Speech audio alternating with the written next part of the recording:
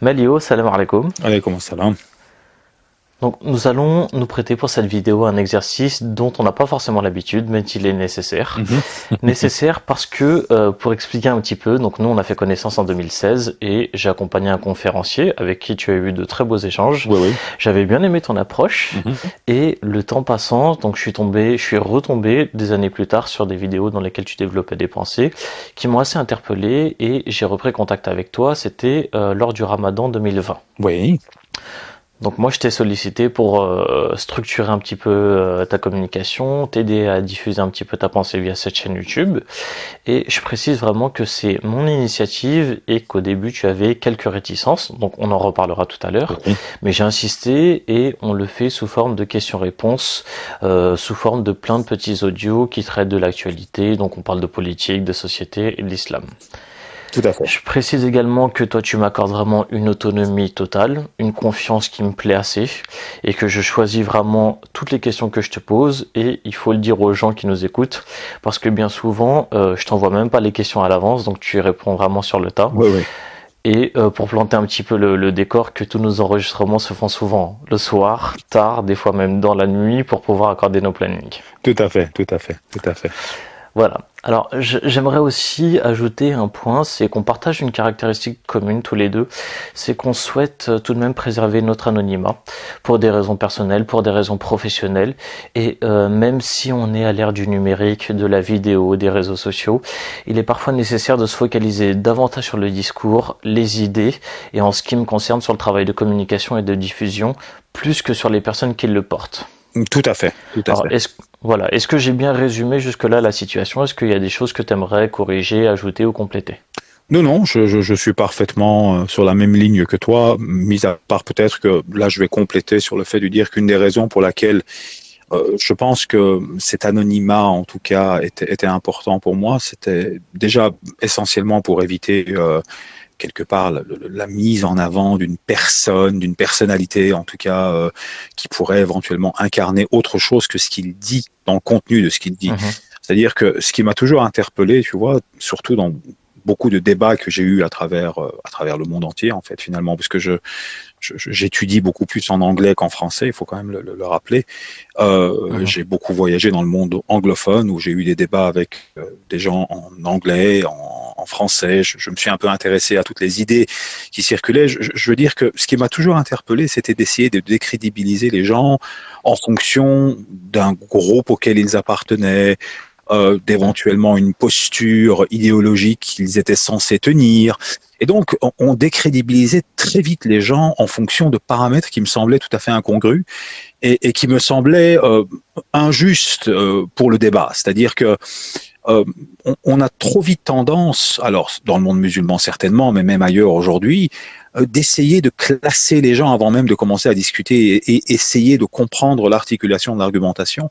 Et je me suis toujours dit que si un jour je dois travailler dans un sens où je dois transmettre quelque chose, premièrement, à titre personnel, je ne ferai jamais cela vis-à-vis d'un interlocuteur. C'est pour ça que j'ai pu discuter avec des gens d'extrême gauche, d'extrême droite, des salafistes extrêmes, voire même des gens qui défendaient des idées radicales et avec toutes les tendances confondues. Parce que ce qui m'intéressait, c'était essentiellement de comprendre le contenu du discours et d'essayer de comprendre de quel point de départ ils partaient et comment ils arrivaient aux conclusions auxquelles ils arrivaient et éviter, si tu veux, ces espèces de sobriquets qui font qu'à un moment donné, tu décrédibilises une personne avant même de commencer à parler. Tu vois? Et ça, c'est devenu tellement la norme aujourd'hui dans tous les débats que ça m'a beaucoup gêné. Donc, je me suis dit, voilà, je vais me mettre en retrait, je vais essayer de cacher un maximum mes influences. Alors, non pas parce que j'ai un problème avec mes influences. Tu sais, tout être humain est l'addition et la somme de l'ensemble des choses qu'il a vécues, qu'il a lues, qu'il a comprises, d'autres peut-être qu'il n'a pas compris. Mais je veux éviter, si tu veux, qu'on me classe. Tu vois, et c'est une stratégie plutôt que, on va dire, autre chose. Voilà. Donc comme ça, tu as un éclairage plus grand sur cette volonté. Ok, bon, Voilà. bah, super. Voilà. Donc, ok, bon, rentrons dans le vif du sujet. Alors, j'aimerais avoir des petits éléments, parce que en gros, ce qui se passe, c'est que il nous arrive régulièrement de poster des vidéos et on a des commentaires de la part de personnes Oui. qui aimeraient savoir donc qui tu es et savoir un peu plus sur ton parcours. Donc, est-ce que toi, tu peux te présenter, nous donner déjà quelques éléments de ton enfance, donc particulièrement ton enfance pour l'instant, ton rapport à la foi, à l'islam, comment tes parents t'ont inculqué cette religion, etc. Euh, j'ai grandi dans une famille dont ma mère était musulmane et mon père s'est converti à l'islam, mais je suis né musulman, parce qu'en fait, au moment où je D'accord. suis né, il s'était converti, c'est au moment où il s'est converti. Et Mhm. globalement, c'était, on va dire, une famille, enfin, je suis d'origine iranienne, c'est pour Mhm. te dire cela, mais une famille qui n'était pas foncièrement pratiquante, mais qui l'était quand même, on va dire, de manière assez traditionnelle dans le sens iranien du terme, c'est-à-dire que l'éducation était vraiment, vraiment axée sur la morale, l'éthique, le bon comportement, avant même la religion. La religion n'a jamais été une fin en soi, la religion a toujours été au service de l'éducation, de la politesse et de la manière dont tu tiens, en fait. Donc c'est un peu une Mhm. éducation militaire. J'avais un père qui était militaire, Mhm. il Ok. était militaire, et donc, par conséquent, j'ai toujours, si tu veux, compris la religion comme étant quelque chose qui ne fait que compléter le bon comportement, voire l'expliquer. Et Mhm. à partir de là, j'avais déjà une vision qui n'était pas, comment dirais-je, ancrée dans la loi au nom de la loi. Alors, j'ai appris l'islam ici en Belgique, avec mes professeurs de Mhm. religion islamique, essentiellement avec la communauté marocaine. Tu vois, alors je suppose que les gens se demandent si je suis chiite ou sunnite, mais j'ai pas du tout été éduqué dans une famille chiite à proprement parler, pas du tout. Et j'ai grandi Mhm. véritablement avec mes amis, mes frères sunnites, mes professeurs de religion islamique sunnite, et j'ai appris le sunnisme dans sa version la plus orthodoxe, puisque je fréquentais des groupes qui étaient essentiellement proches, je dirais, de la tendance soit soufie, soit un peu frère musulman. On va dire frère musulman, pas dans le sens organique du terme, mais dans le sens Mhm. militant du terme. Donc j'ai un peu fréquenté toutes ces mouvances ici en Belgique, jusqu'au moment Mhm. où les gens n'arrêtaient pas de me renvoyer à mes origines, qui m'importaient peu, mais on dirait que c'était une sorte d'obsession pour les gens de comprendre si j'étais pas un crypto-chiite, alors que pour moi, jusqu'à mes 17-18 ans, je comprenais toujours pas pourquoi on me renvoyait à cela. Et donc, à l'âge de Mhm. 17-18 ans, je me suis dit, bon, il faut que j'essaye de comprendre finalement cette question d'une manière un peu plus approfondie.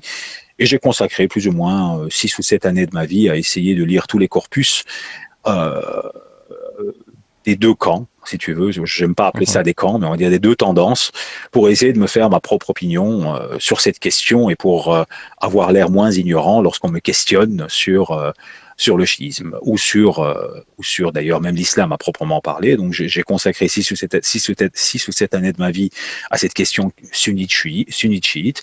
Et Mhm. voilà, donc c'était essentiellement pour avoir les outils nécessaires que pour pouvoir en parler. C'est-à-dire, tu peux pas en parler si tu n'as pas un minimum de connaissances. Donc j'ai entamé ce travail et j'en suis arrivé à une conclusion on va dire, non orthodoxe comme la plupart de mes idées. Je pense que, dire que je suis un peu hors norme dans plus ou moins tout, c'est-à-dire que je n'accepte pas fondamentalement les discours tout faits. Et je me suis Mhm. retrouvé finalement dans le pérennialisme, qui est une école de pensée qui est essentiellement celle de l'école qu'on peut appeler traditionnaliste, c'est-à-dire l'école Mhm. de Guénon, de Fritjof Schuon. Fritjof Schuon m'a beaucoup plus influencé que quiconque d'autre, et mais jamais d'une manière dogmatique. C'est-à-dire que j'ai très vite compris que l'islam était une religion qui était essentiellement métaphysique, c'est-à-dire qu'elle donnait des explications métaphysiques qui renvoyaient à des idées qui existaient déjà et qu'elle ne faisait que les rappeler. Et donc le pérennialisme a toujours été très enchevêtré, si tu veux, quelque part dans ma pensée. Et on va dire que Mhm. quelqu'un comme Chuon m'a vraiment donné l'armature nécessaire que pour pouvoir l'articuler d'une manière un peu plus claire, disons. Sans être un spécialiste, bien évidemment, encore une fois, de quoi que ce soit, je suis un généraliste, c'est-à-dire que je connais un peu un peu tous les sujets d'une manière suffisamment profonde que pour pouvoir en parler, mais je ne suis pas un spécialiste d'aucun de ces sujets, si tu vois ce que je veux dire. Donc, s'il y a un courant qui me représente le plus, c'est le courant pérennialiste sur le plan philosophique, mais voilà, je suis dans l'islam orthodoxe et traditionnel sur le plan pratique. Voilà. Ok. Et est-ce qu'il y a des livres qui, dans ta jeunesse, t'ont profondément marqué? Et si oui, lesquels? C'est une question très très complexe parce que tu vois, quand tu passes par des phases dans ta vie, ben, essentiellement, les livres ne vont que résonner avec les phases dans lesquelles tu es dans ta vie. C'est-à-dire que si à un moment donné tu es dans une première phase où tu découvres, ce qui va te toucher à ce moment-là ne sera pas nécessairement ce qui va te toucher par la suite. Tu vois. Et pour moi, les questions religieuses étaient importantes, mais je ne me suis jamais limité à ces questions. Donc, c'est-à-dire que je me suis intéressé à toute une série de questions qui me semblaient être importantes pour comprendre le monde autour de moi. Mais je dirais que globalement, le premier livre qui m'a profondément pénétré, c'est le Coran, évidemment. Et je sais que ça peut avoir l'air un peu simpliste ce que je dis, mais c'est le livre qui m'a complètement pénétré la première fois que je l'ai lu quand j'étais enfant, et c'est à partir de là que j'ai commencé toute ma réflexion. Alors, les autres livres qui m'ont touché, j'ai jamais été intéressé par la loi proprement parler. Alors, j'ai dû l'étudier d'une manière, on va dire, un minimum pour pouvoir avoir une idée de toutes les écoles juridiques et de la manière dont ils développent les outils épistémologiques pour extraire, si tu veux, les différentes lois, quelles étaient les méthodologies qu'ils utilisaient pour arriver aux avis auxquels ils arrivaient. Mais j'ai jamais eu un rapport à la loi qui était fétichiste, en fait. J'ai toujours compris, en fait, si tu veux, que la loi était au service d'autre chose.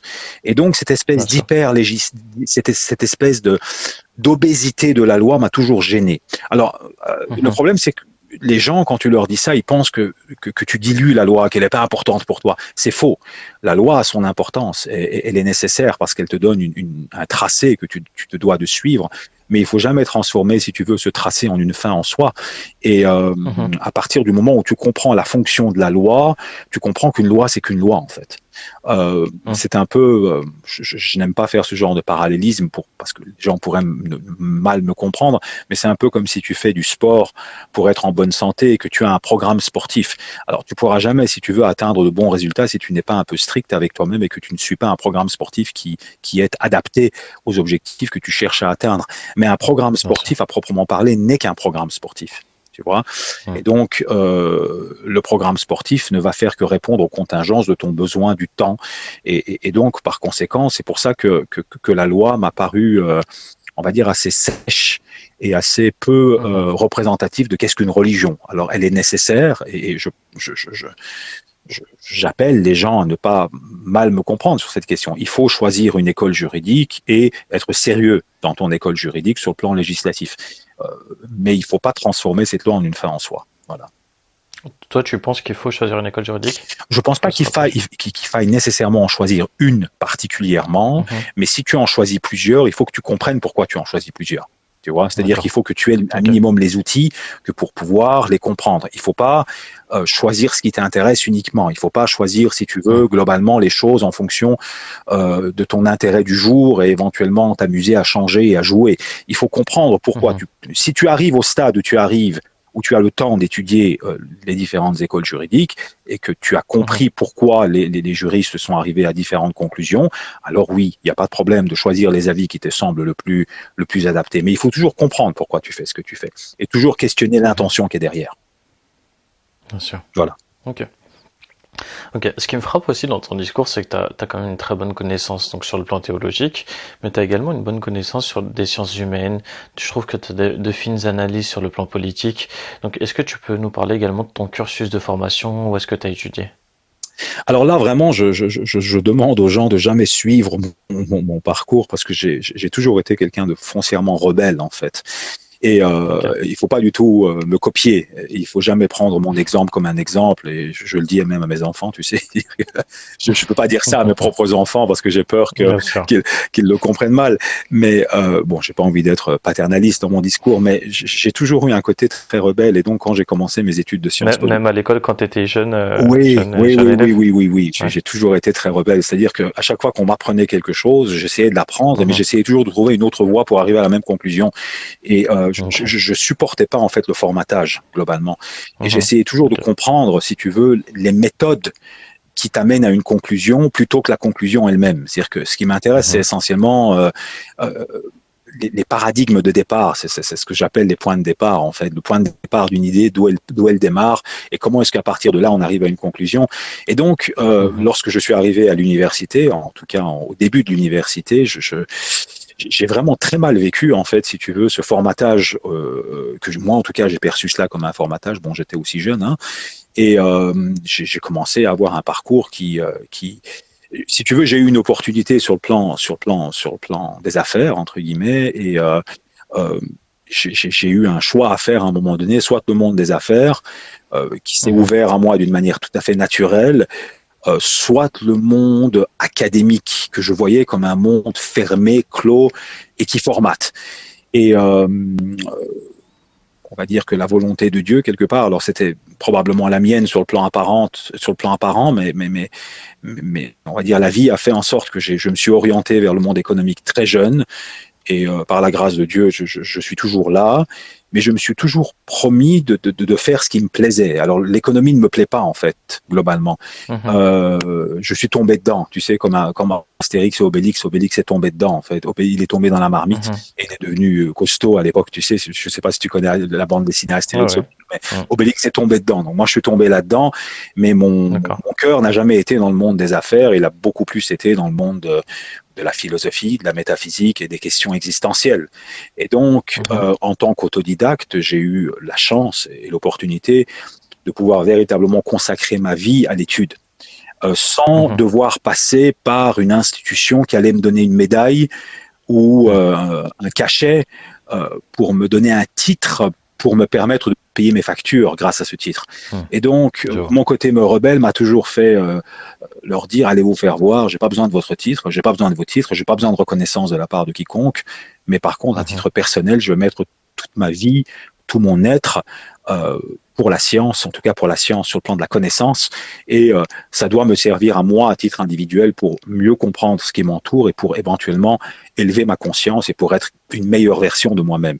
Et donc, Mhm. toute cette connaissance, je l'ai mise véritablement au service de ce qui me plaisait, ce qui m'a permis de, on va dire, de pouvoir aller très vite dans l'apprentissage, parce que à chaque fois qu'un sujet me plaît, si tu veux, je Mhm. consacre un certain nombre d'années de ma vie à ce sujet, et je vais plus ou moins D'accord. décortiquer tout ce qui existe autour du sujet.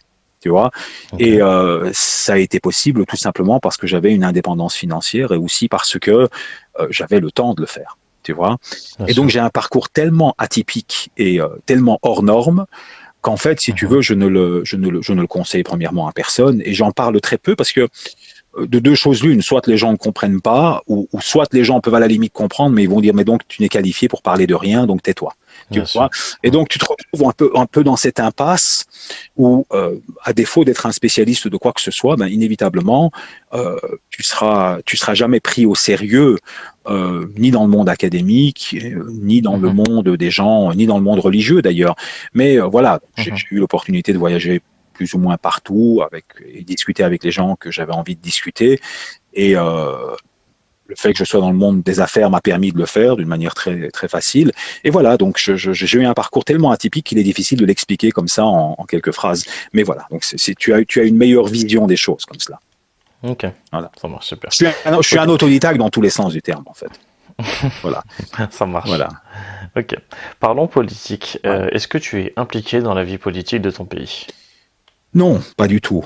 Je suis beaucoup Non. plus dans la philosophie politique, c'est-à-dire dans la compréhension des mécanismes, si tu veux, qui donnent naissance au système politique. Ça m'a beaucoup intéressé. Je suis quelqu'un qui est beaucoup dans les théories, très peu D'accord. dans le militantisme ou l'activisme ou le côté pratique des choses. J'ai jamais été intéressé par le terrain, si tu veux savoir. D'accord. Je me suis toujours dit, en fait, si tu veux, que c'est dans le monde des idées que ça se passe d'abord, et ensuite ça descend vers le bas, en fait. Je suis pas de ceux qui Mhm. pensent que ça va du bas vers le haut. Je suis de ceux qui pensent que les changements se produisent du haut vers le bas.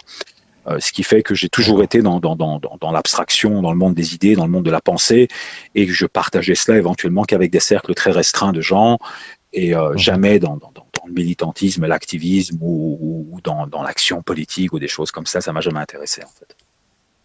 D'accord. Voilà. Et au niveau position politique, sur l'échiquier politique, tu te situerais où?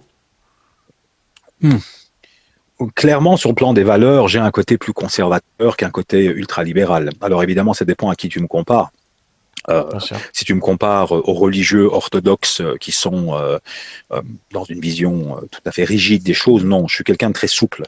Je peux comprendre qu'à un moment donné, je suis quelqu'un de très pragmatique et très réaliste, mais je Mhm. pense qu'une société qui n'a pas une orientation morale et éthique, et quand je te parle d'éthique, je parle pas d'économie, je parle pas de matérialisme, je parle pas de pure égalité, de redistribution des richesses. Donc, je ne suis pas du tout dans cette philosophie matérialiste. Je pense qu'une société Mhm. qui n'a pas véritablement une direction qui transcende l'individu est une société qui n'est pas viable. Donc, j'ai une vision qui est plus conservatrice sur les questions morales, tu vois. Euh, Mhm.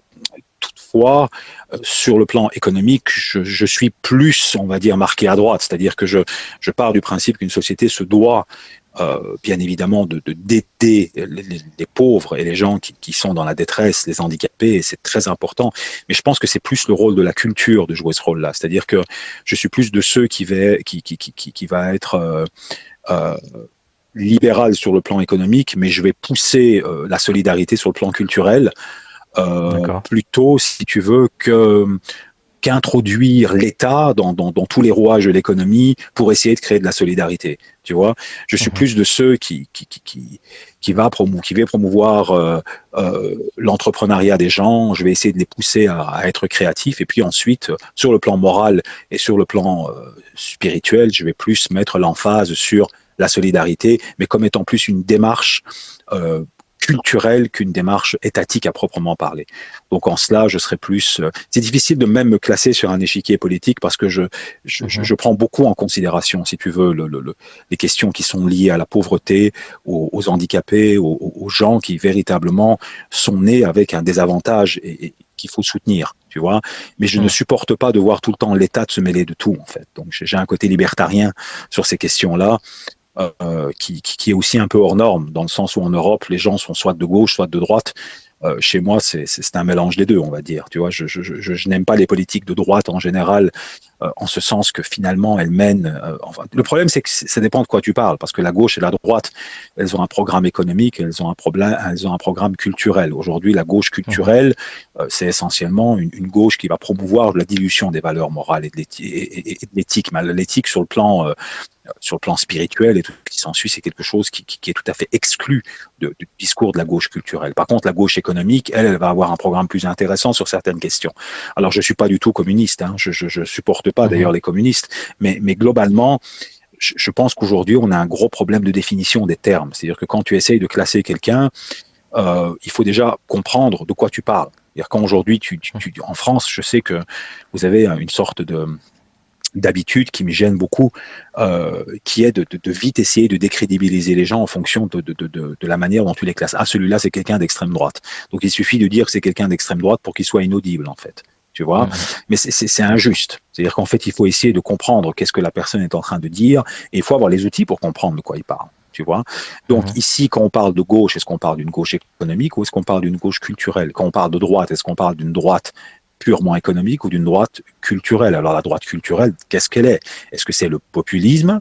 Parce qu'aujourd'hui, il y a un populisme de droite, il y a un populisme de gauche. Est-ce que c'est Mhm. la politique identitaire de droite qui met l'emphase sur la nation française, sur la culture française, sur les racines judéo-chrétiennes de la France? Est-ce que c'est ça? Alors, tu comprends, c'est-à-dire que les questions sont Oui, devenues bien beaucoup sûr. plus complexes aujourd'hui.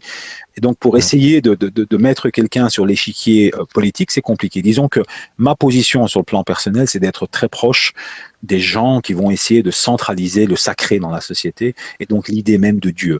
que je cherche finalement à réintroduire dans le cœur et dans l'esprit des gens par le biais de l'art et de la culture. C'est-à-dire que pour moi, le plus grand risque, ce ne sont pas nécessairement les inégalités économiques, c'est essentiellement l'absence de conscience et l'absence de transcendance. Tu vois, donc quand une société se retrouve, on va dire, dans une sorte d'équilibre sur le plan économique, mais qu'il n'y a plus du tout de forme de transcendance, pour moi, c'est le plus grand risque auquel on est confronté sur le plan civilisationnel. Donc, je vais avoir une vision de la philosophie politique qui est beaucoup plus ancrée dans la vision platonicienne des choses. Je pense que la question du sens doit être centrale.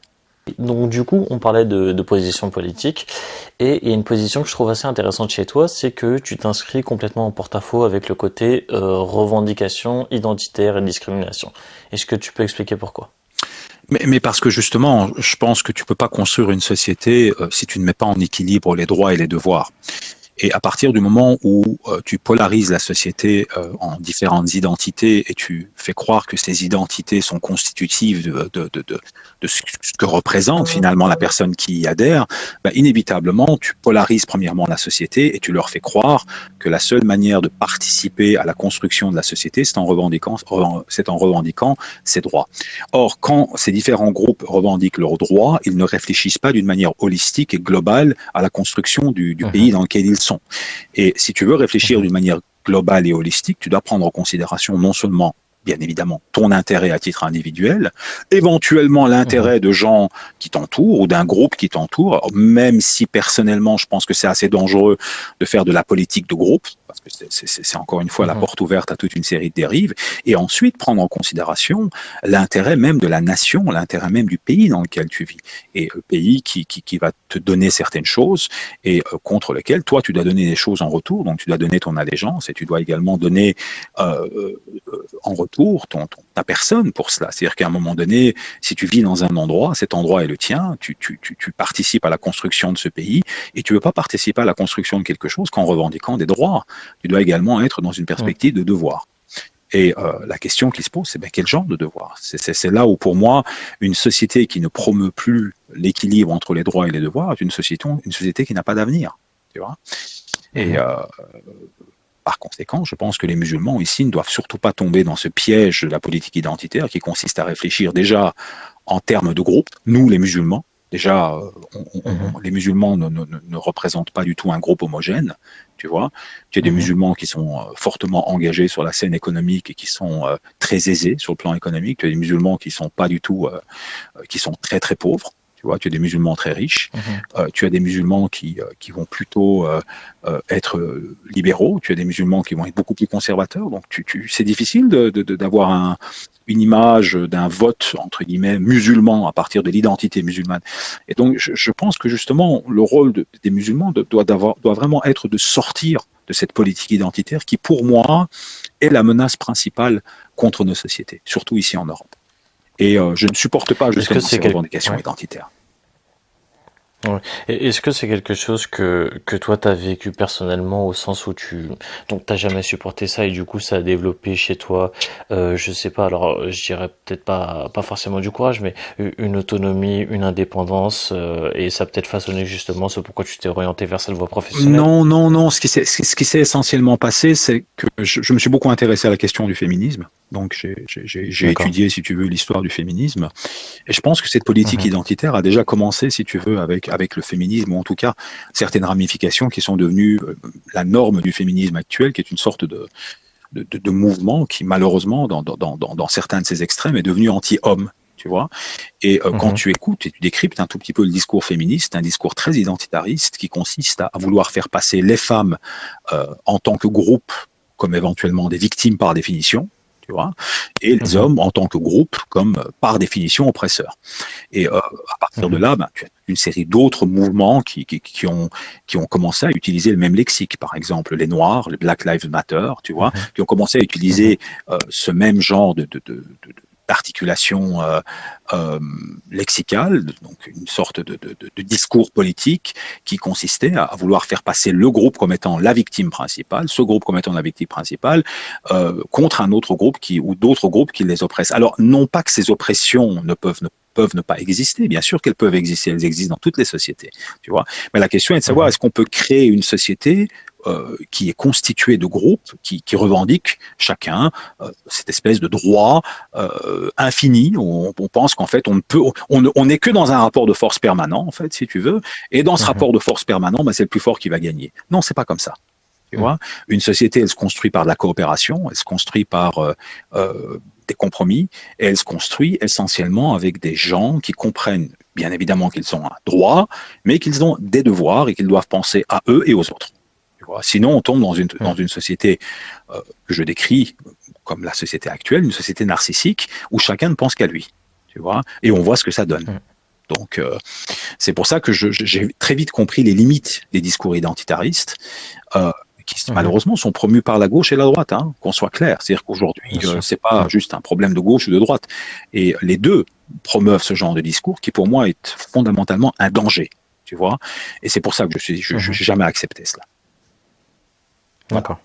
Et alors, on parlait justement de revendications identitaires, mais qui sont souvent le fruit de gens qui sont peut-être parqués par ethnie, par religion ou autre, et je sais que c'est beaucoup le cas en Belgique.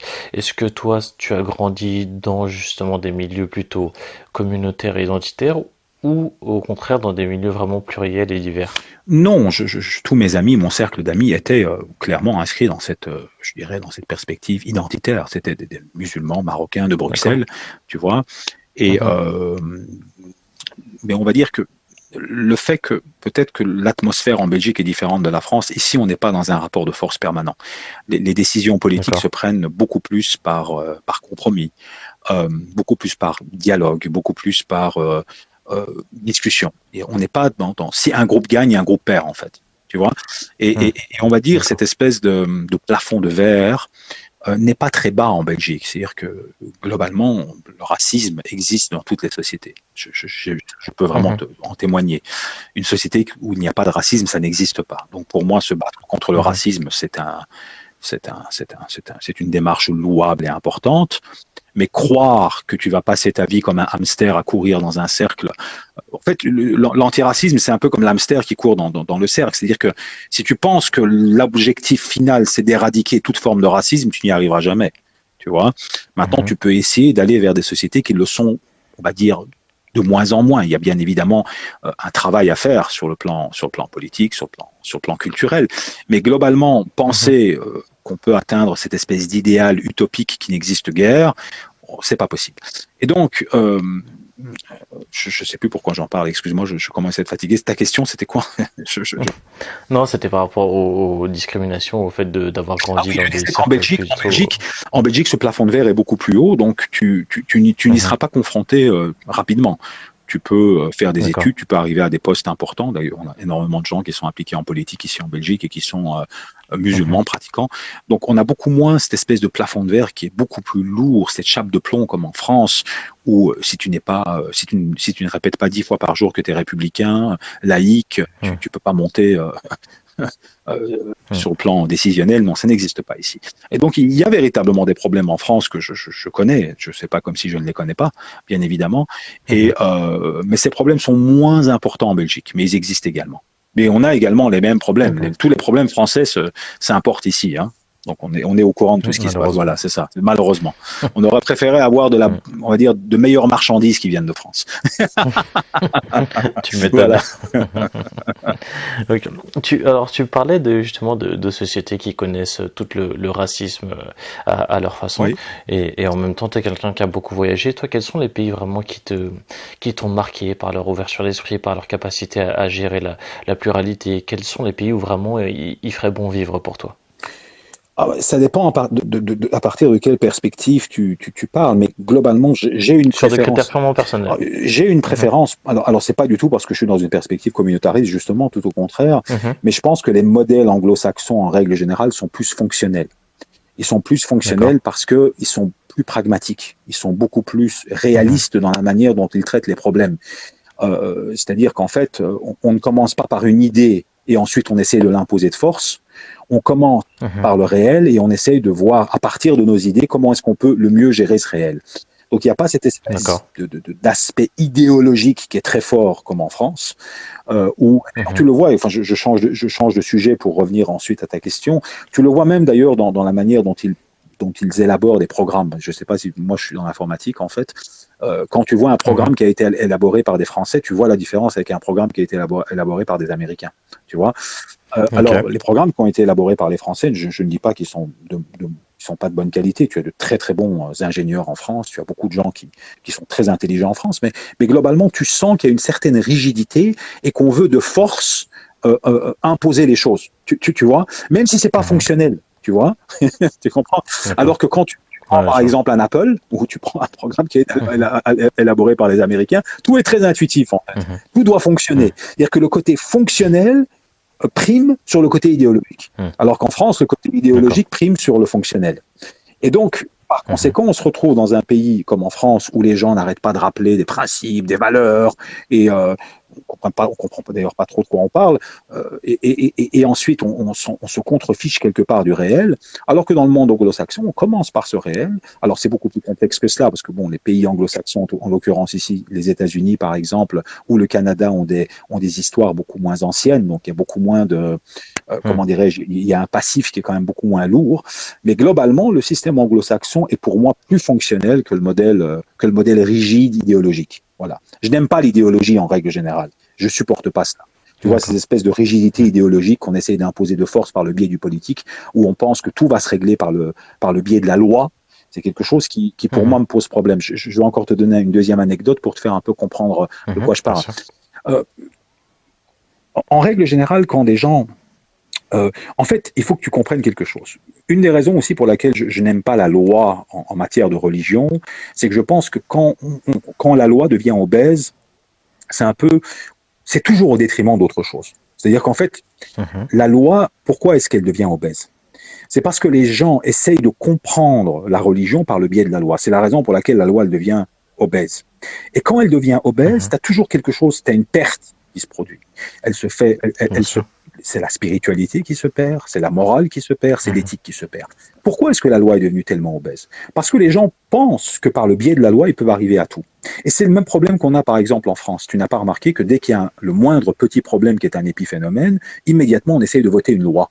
Ou alors, Mhm. quand deux personnes en France ont des problèmes, bon, je généralise, mais c'est une réalité également. Quand deux personnes en France ont des problèmes, immédiatement, on va devant la loi, je vais porter plainte. Tu vois, Mhm. ils veulent toujours passer par le biais de la loi pour régler des conflits qui peut-être dans d'autres pays vont se régler par des discussions, par des compromis, par Mhm. de la bienveillance. Il n'y a pas ça. Tu vois.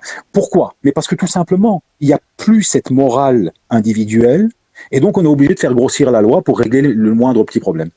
Tu vois. C'est la C'est même vrai. chose avec l'islam. Quand tu as besoin de faire grossir la loi à un tel point, c'est qu'il y a quelque chose qui s'est perdu au passage. Et qu'est-ce qui s'est perdu au passage? Mais Mhm. en général, c'est la morale, c'est l'éthique, c'est la spiritualité, et c'est tout ce qui constitue le cœur même de cette religion. Voilà. Ok, super. Bah, transition toute faite sur l'autre Mhm. question. Sur les questions religieuses, donc toi tu participes à différents groupes de réflexion sur l'islam et donc tu as parcouru plusieurs pays, tu as rencontré plusieurs penseurs à travers le monde. Mhm. Est-ce que toi tu aspires à jouer un rôle quelconque dans l'islam européen?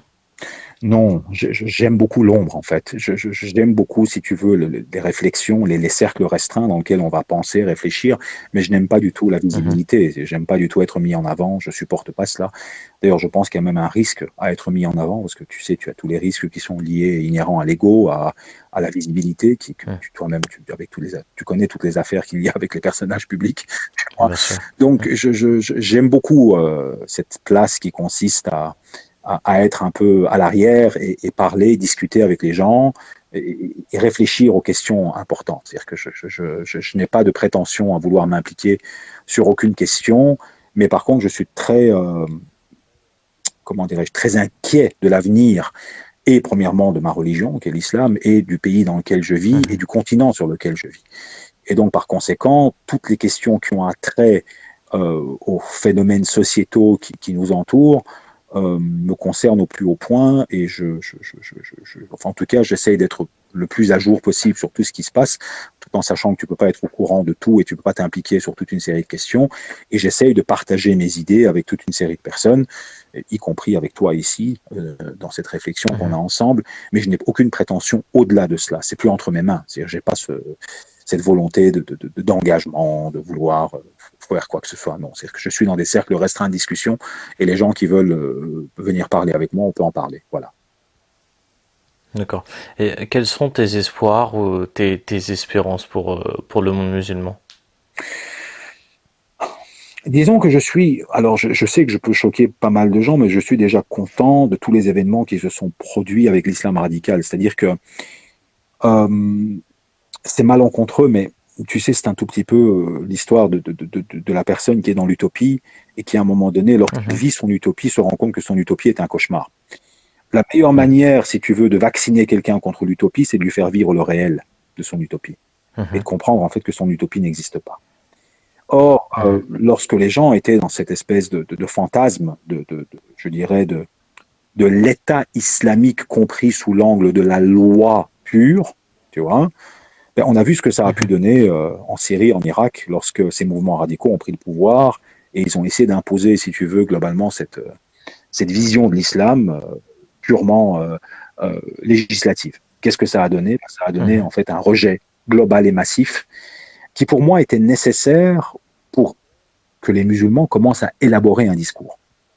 Et un discours qui soit beaucoup plus nuancé que venir dire que un État religieux, ben, c'est un État où on entend l'appel à la prière, où on voit des foulards et où on pratique les châtiments corporels. Et en pensant qu'avec ça, tu vas régler, en fait, si tu veux, la question même de la gestion d'un État. Et je pense que les événements actuels ont permis de globalement briser cette espèce d'utopie. Tu vois? Alors, est-ce que ça va ouvrir la porte à une réflexion bien plus profonde? Je l'espère. En tout cas, je l'espère. J'y participe moi-même puisque je réfléchis sur ces questions, bien évidemment. Je débat de ces questions avec des gens autour de moi, mais tu as des intellectuels qui sont beaucoup plus connus et beaucoup plus engagés que moi. Mais je pense que le fait d'avoir brisé cette utopie était nécessaire déjà dans un premier temps. Alors non pas que je ne crois pas en l'idée d'un État religieux, pas du tout, j'y crois vraiment. Mais je ne pense pas qu'elle va passer par un espèce de discours simpliste qui consiste à dire que la loi religieuse à proprement parler peut être suffisante pour gérer des questions d'État. Et puis la question va toujours être très complexe parce qu'on doit toujours trouver un équilibre très, très subtil entre les libertés individuelles auxquelles je tiens énormément, tu vois, ces espèces de marges de manœuvre qui existent pour gérer, si tu veux, globalement les différentes personnalités qu'on a dans une société. Tu sais, dans une société, tu as des artistes, des gens qui sont beaucoup plus enclins à créer de l'art et d'exprimer, si tu veux, ce qu'ils sont par le biais de l'art. Puis tu as des gens qui sont beaucoup plus enclins à être dans le sport parce que c'est toute leur vie. Puis tu as des gens qui sont dans la pensée. Tu as des gens qui sont dans les sciences dures. Donc tu as une diversité naturelle qui est consubstantielle à l'être humain, qui doit être considérée. Parce que je n'aime pas du tout les sociétés formatées, les sociétés qui obligent les gens, si tu veux, à aller dans une seule direction. Donc j'ai quand même un profond lien avec les libertés individuelles, mais qui, je pense, doivent être encadrées par une direction qu'on doit définir. Et on doit la définir, selon moi, sur base de quelque chose qui transcende le désir de l'individu. Ça, c'est une question qui est quand même beaucoup plus compliquée, qui nous prendrait des heures. Mais voilà, donc j'espère avoir été un peu clair. Clairement, voilà. Ok, et est-ce que toi, l'enseignement, c'est quelque chose que tu aimes, que tu aimerais exercer ou pas spécialement? Je suis un élève, moi-même. Je suis un élève, donc j'ai besoin d'apprendre. J'ai essentiellement besoin d'apprendre. Il y a tellement de choses que j'ai encore à apprendre que j'ai pas le temps d'enseigner. Maintenant, je peux partager mes idées, mes réflexions, qui sont justement le fruit de toutes mes connaissances, qui sont essentiellement éclectiques. Hein, tu sais, je touche à tout, en fait. En tout cas, je touche à tout ce que je pense être important pour comprendre ce qui nous entoure. Donc, tu peux pas tout savoir, c'est pas possible. Tu peux pas t'intéresser à tout, t'as pas le temps. C'est pas possible. Techniquement parlant, aujourd'hui, les domaines de spécialisation sont devenus tels qu'en fait, il y a un très grand risque justement que tu passes énormément de temps sur un seul sujet et un seul sujet ne te Mhm. permettra pas de comprendre le tout, en tout cas globalement ce qui est en train de se passer. Donc c'est ce C'est qui vrai. pour moi en fait, si tu veux, crée cette espèce de médiocrité qui nous entoure, c'est justement Mhm. cette hyper spécialisation qui devient comme une sorte de maladie. C'est-à-dire on a des gens qui vont passer 12, 13, 12 ans, 10 à 12 ans sur un seul sujet et sans Mhm. véritablement intégrer leur sujet dans une vision beaucoup plus holistique, 360 degrés des choses, qui va leur permettre de beaucoup mieux Mhm. comprendre les phénomènes qui les entourent. Tu vois C'est vrai. et ça, c'est quelque chose que je dénonce et qui, d'un côté, est ma force, puisqu'en fait, je suis beaucoup plus généraliste que les spécialistes, mais qui va toujours m'être reproché par les spécialistes, justement, d'être spécialiste de rien. Tu vois mais ça ne Mhm. me dérange pas. Je n'ai pas de problème. Je propose quelque chose. Voilà. Donc, si les gens veulent écouter, ils peuvent écouter. S'ils n'ont pas envie d'écouter, je peux pas les obliger à écouter. Je plairai pas à tout le monde. Et je m'en fiche en fait quelque part. La seule chose qui m'importe, c'est d'essayer de continuer à apprendre, de continuer à réfléchir et de partager ces réflexions avec ceux qui veulent les entendre et que je continue à Mhm. apprendre de la part de ceux qui ont beaucoup de choses à m'apprendre. Et il y en a beaucoup autour de moi.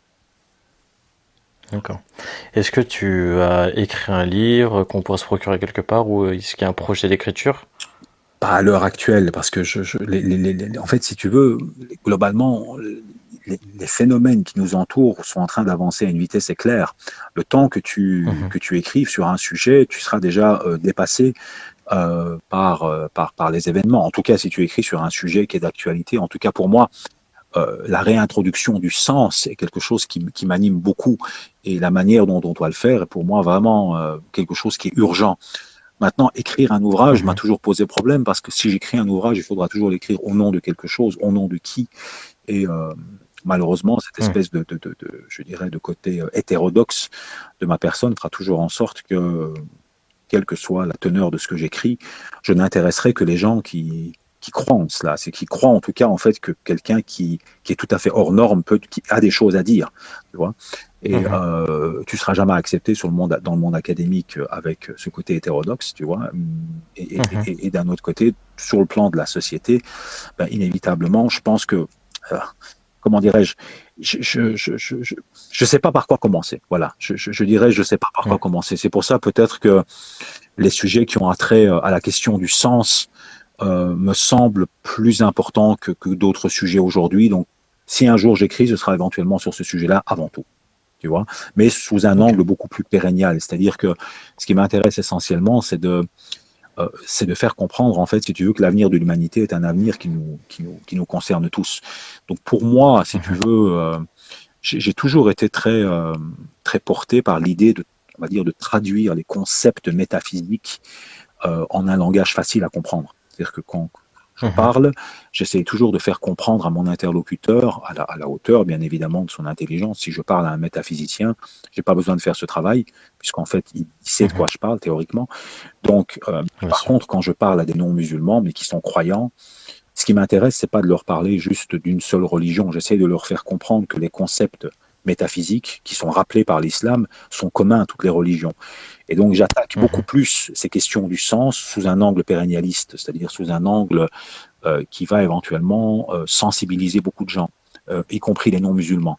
Tu vois Mhm. et ce qui m'intéresse, c'est pas de donner des réponses, en fait, c'est de poser des questions. Euh, Parce D'accord. que le plus grand risque en fait qu'on a aujourd'hui, c'est de faire croire aux gens qu'on a des réponses. On n'a pas vraiment de réponses. Mhm. Et le bon professeur, je joue pas du tout le rôle d'un professeur ici, mais ça c'est quelque chose que je partage avec toi. La personne qui te fera le plus évoluer dans ta vie n'est pas celui qui va te donner des réponses, c'est celui qui va t'aider à poser les bonnes questions.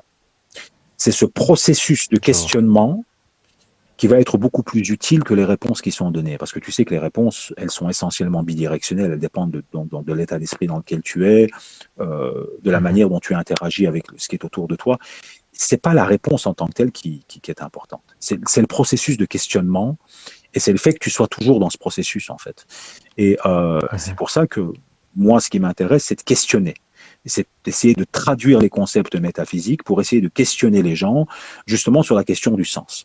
Une fois que j'ai fait cela, pour moi, j'ai joué mon rôle. D'accord. Ensuite, s'il me demande mon opinion personnelle, je vais essayer d'expliquer mon opinion personnelle, mais je sais que ce sera inutile. Pourquoi? Mais parce que tout simplement, moi, à l'âge de 23 ou 24 ans, quand j'ai essayé de lire, par exemple, des livres à caractère métaphysique, je comprenais rien. Alors, non Mhm. pas que je comprenais rien parce que j'étais stupide ou bête, mais parce que j'étais pas encore prêt à recevoir cette science-là, par exemple. Tu vois, il a fallu Mhm. que j'arrive à un autre stade dans ma vie, tu vois, différent, pour pouvoir commencer à comprendre cela. Donc, tu dois Mhm. absolument, si tu veux, essayer de venir avec des principes les plus, pour moi, les plus universels et qui sont une intersection qui va sensibiliser un maximum de gens pour qu'ensuite les gens, à partir de là, fassent leur propre chemin. Bien Mais sûr. tu ne peux pas, si tu veux, venir avec des réponses toutes faites. Parce que ces réponses toutes Mhm. faites ne seront pas nécessairement adaptées au niveau de compréhension et d'intérêt des gens. Si j'ai face à moi quelqu'un qui est beaucoup plus enclin à comprendre le discours de la spiritualité, je vais Mhm. pas lui parler de la même manière que quelqu'un qui est dans la question de la religion sous un angle purement scientifique, par exemple. Tu vois, Mhm. il va pas accrocher du tout en fait sur un discours spirituel, lui. Tu vois, Bien sûr. et donc Mhm. ton discours doit essentiellement revenir à des bases qui pour moi sont très, comment dirais-je, qui sont très universelles en fait. Tu vois, Mhm. qui ne s'ancre pas nécessairement que dans une seule tradition à proprement parler. C'est pour ça que mon langage va être un langage qui pourrait être un peu des fois assimilé, même plus à de l'islam en fait, mais pourtant c'est de l'islam, mais c'est traduit dans d'autres mots. Tu vois, la raison c'est essentiellement Je pour vois. pouvoir toucher un maximum de gens. Tu vois, et Mhm. certainement que les identitaires musulmans ne vont pas apprécier, mais c'est pas grave Bien sûr. parce que mon objectif c'était pas Mhm. de les toucher eux en particulier. Mhm. Tu vois, c'était de toucher un maximum de gens. Tu vois, si par exemple Ok, super. si on parle de la question de la souffrance, tout le monde comprend de Mhm. quoi on parle. Tu vois, si Bien tu sûr. parles de la question de l'enfer, euh, Mhm. à la limite, ceux qui ont lu les livres religieux peuvent à la limite comprendre, et encore que, je pense qu'ils comprennent pas trop de quoi ils parlent non plus, mais globalement, la question de la souffrance va beaucoup plus résonner avec les gens. Tu vois. Or, qu'est-ce Mhm. qu'un enfer si c'est de la Mhm. souffrance, par exemple? Tu Mhm. vois. C'est vrai. Qu'est-ce que, par exemple, euh, la paix, si ce n'est justement la sérénité intérieure? Et quel est finalement Mhm. l'objectif d'une religion, si ce n'est de t'écarter d'une souffrance qui serait justement la résultante d'une conception existentielle erronée, où tu te crois toi le centre de tout, et éventuellement Mhm. une conception où tu comprends l'idée même de la bonne vie et tu essayes tant bien que mal de t'ajuster à ce concept, et comme, je dirais, comme conséquence ou comme effet secondaire de cet ajustement avec l'idée de la vie bonne, même si elle ne sera pas parfaite, bah, tu vas goûter un tout Mhm. petit peu à cette sérénité intérieure. Tu vois, si tu parles comme cela aux gens, tu vas beaucoup plus sensibiliser les gens aux questions spirituelles qu'en leur Mhm. parlant uniquement de concepts tels que paradis ou enfer. Tu vois, c'est une Mhm. question de termes que tu Clairement. utilises en fait, mais on parle de la même Bien sûr. chose. On parle de la même Mhm. chose, tu vois. Je vois. Voilà. Ok, super, parfait.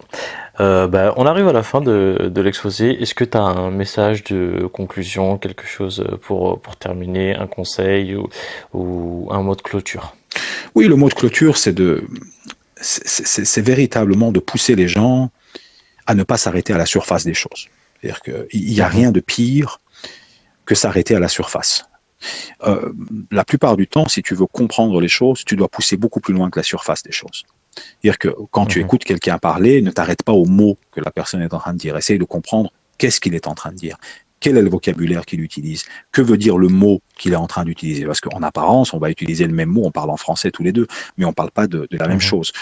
Pour te donner une anecdote, si tu te retrouves face à ton épouse ou quelqu'un et cette personne te parle Mhm. du fait qu'elle t'aime, tu vois, il ne faut pas t'arrêter au mot Mhm. amour. Il faut essayer de comprendre qu'est-ce que veut dire amour pour la personne en face de toi. Tu Mhm. vois, alors peut-être que ça veut dire quelque chose pour toi, mais ça ne veut pas dire la même chose pour la personne en face de toi. Ça, c'est un exemple que je te C'est donne. vrai. Donc, tu dois d'abord essayer Mhm.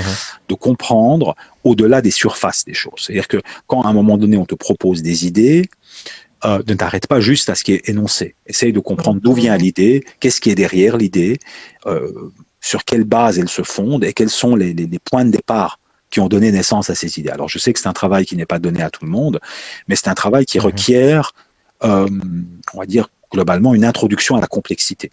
Et l'introduction à la complexité, c'est de faire remonter les idées bien plus haut que la surface à laquelle on te la propose. Tu vois, Mhm. et pour moi, c'est le prix à payer pour pouvoir comprendre. Tu sais, tu pourras pas accéder à une quelconque forme de connaissance, quelconque, si en échange, tu donnes pas toute ta personne à la connaissance. Tu C'est vois? vrai. Donc, tu dois être sincère, tu dois absolument essayer tant bien que mal, tout en sachant qu'on est des êtres humains, de comprendre en fait qu'on a nous-mêmes des égos, qu'on a nous-mêmes des failles et des faiblesses, mais que inévitablement, si tu ne donnes pas tout à la connaissance ne te donnera rien en retour. Ou elle te donnera que du superficiel en retour, en fait. Voilà. Tu vois. Donc c'est important, si tu veux, de comprendre que c'est bidirectionnel avec la connaissance. C'est pas quelque chose qui va venir à toi. Et donc elle vient premièrement dans une démarche d'humilité, en sachant que même si tu mets tous les efforts du monde, tu ne sauras jamais tout. Tu vois, et que tu auras toujours des gens qui auront beaucoup de choses à t'apprendre, et que tu ne dois jamais t'arrêter à la surface des choses. Et c'est très, très important. Ça, c'est-à-dire que ne vous arrêtez pas à la surface des choses. C'est pas parce qu'une personne, par exemple, est d'extrême gauche qu'il faut pas écouter ce qu'elle a à dire. C'est pas parce qu'une personne est d'extrême droite qu'il faut t'arrêter, en fait, si tu veux, au fait qu'il est d'extrême droite. Essaye de comprendre l'articulation des idées, d'où viennent les idées, et éventuellement décrypte, si tu veux, l'idée à partir de sa surface jusqu'à son origine.